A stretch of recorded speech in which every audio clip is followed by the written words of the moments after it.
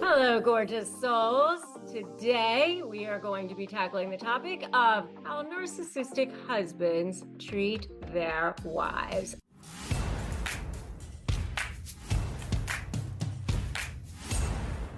Unfortunately, I've seen this a lot because, when I was practicing law, this was something that came up quite a bit, right? When I first started practicing law, it was funny because the joke used to be all the wives would say that their husbands were controlling, and all the husbands would say that their wives were crazy. And then in the last several years prior to me giving up my practice and doing this full time and helping people through my SLAY programs and my high conflict certifications. I now have a high conflict negotiation certification training. I would hear people saying everybody's a narcissist, right? Which is kind of problematic because obviously that's what now judges probably hear quite a bit.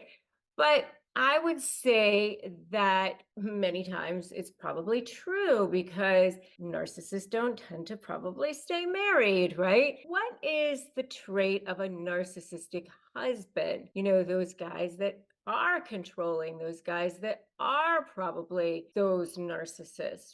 Well, here's the thing. And I wrote about this extensively in my book, Slay the Bully, How to Negotiate with a Narcissist and Win Too. These are the guys that are emotionally neglectful. What does that look like? This is the person where, he probably has a wife that he selected by love bombing her, sweeping her off of her feet, starting off by realizing that, oh, geez, this is a person who seems like she has all these empathetic qualities. Now, oh, I bet she'll take care of me.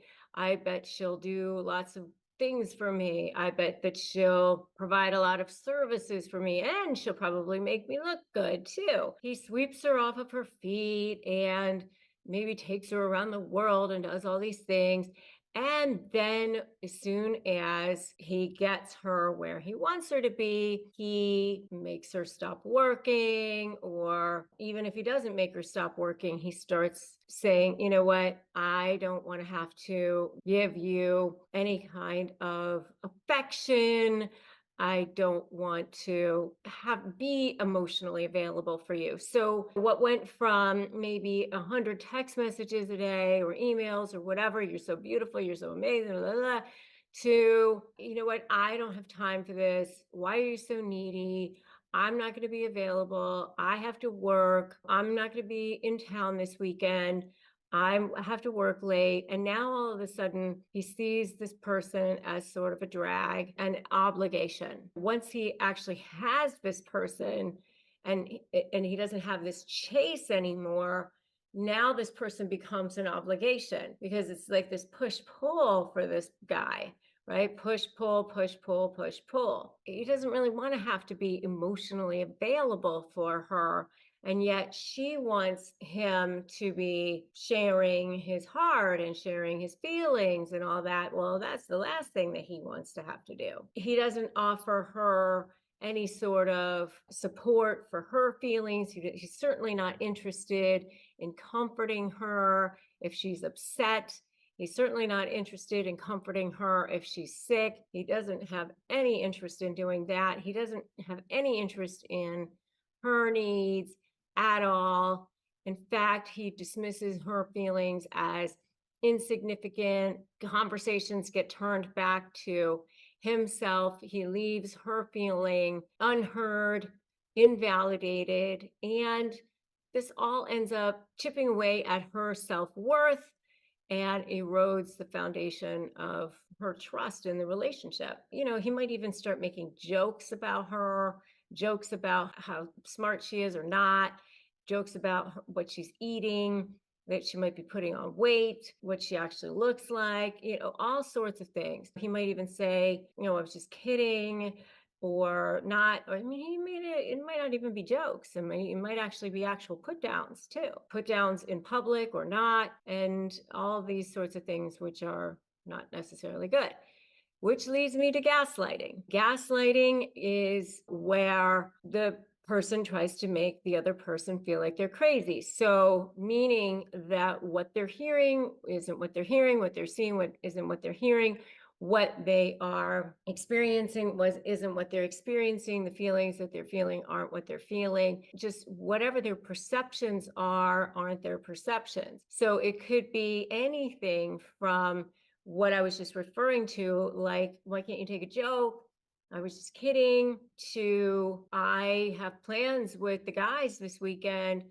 And she says, oh, well, it's our anniversary weekend. And he says, oh, we talked about that. And you agreed, don't you remember? And she says, no, no, we never had that conversation. Oh, yeah, we had the conversation. She knows that they never had that conversation, that kind of thing. He makes her doubt her own perception of reality. And over time, it causes her to question her sanity and even start second guessing herself and making her think maybe she's the narcissist, because that's what he wants her to believe. Like, you're the narcissist. I do so much for you. I'm so good to you. Look at all that I do for you. I'm such a great husband. I provide for you. And then out in the world, everybody thinks that this person is so charming and so wonderful and so good. And so it makes it much harder for her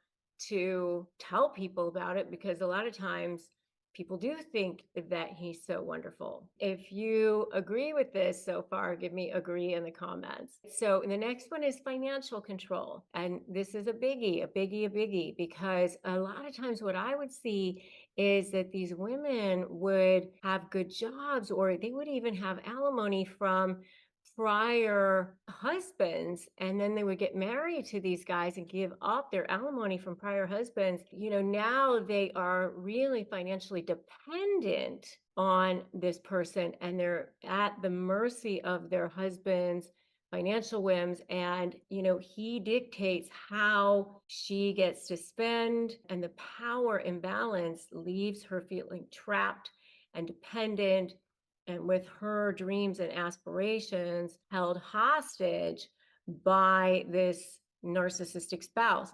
And so then if she goes to try to do something, he actually makes fun of her and says, oh, that's a dumb idea, or that's not grounded in reality, or that doesn't make any sense, or nobody has ever done that before, or the guy that you're hitching your wagon to, he's a shyster. Again, sort of attacking her self-esteem. And if this is happening to you, if this is you that this is happening to, then you need to get the support and help that you need. Join my free private Facebook group, Narcissist Negotiators with Rebecca Zung.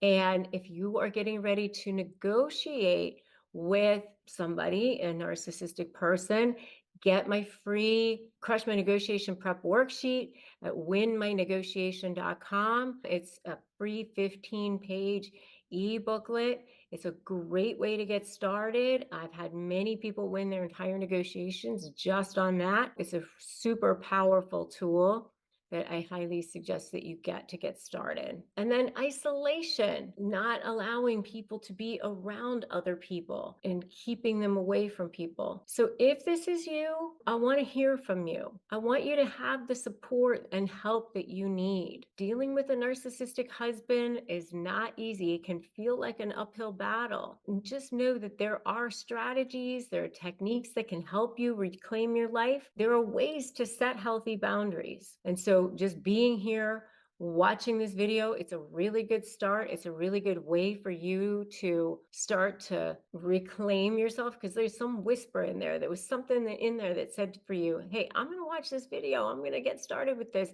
because I know that there's something going on with me. And this is a way for you to just go, you know what? This is a whisper for me. This is a wake-up call for me. Just know that you're worth something. You're worth something more. You deserve respect. You deserve love. You deserve validation. And by the way, if you're in an abusive situation, make sure that you call your local shelter. You call the domestic violence hotline. You do what you need to do to take care of yourself. Okay. I mean, if you're struggling out there, just know that there's hope, there's support available, there's love available out there. So make sure that you like this video, you share this video out there for people who need help, who need empowerment, and make sure to subscribe here and hit that bell so that you can get notified when we release new videos and that you can become part of this empowering community. And make sure